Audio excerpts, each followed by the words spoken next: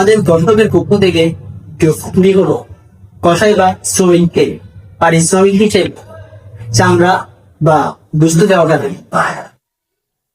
ধন্যবাদ একটি গুরুত্বপূর্ণ মাসআলা সম্পর্কে প্রশ্ন করার জন্য। বর্তমানে আমাদের সমাজে প্রচলিত রয়েছে যে কুরবানির পর কসাইকে কিংবা জবেহকারীকে তার পারিশ্রমিক হিসেবে গোশত দেওয়া বা চামড়া দেওয়া হয়। এটি সম্পূর্ণরূপে নাজায়েজ, এটি হারাম।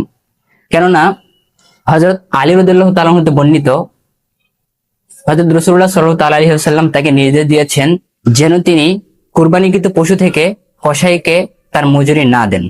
সুতরাং কসাইকে তার পারিশ্রমিক হিসেবে নগদ টাকা প্রদান করতে হবে।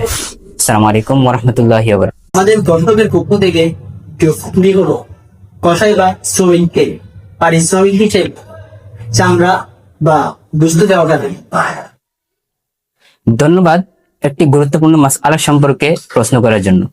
বর্তমানে আমাদের সমাজে প্রচলিত রয়েছে যে কুরবানির পর কসাইকে কিংবা জবেহকারীকে তার পারিশ্রমিক হিসেবে গোশত দেওয়া বা চামড়া দেওয়া হয়। এটি সম্পূর্ণরূপে নাজায়েজ, এটি হারাম।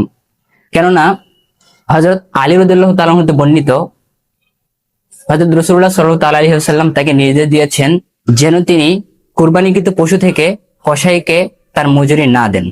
সুতরাং কসাইকে তার পারিশ্রমিক হিসেবে নগদ টাকা প্রদান করতে হবে। আসসালামু আলাইকুম ওয়া রাহমাতুল্লাহ।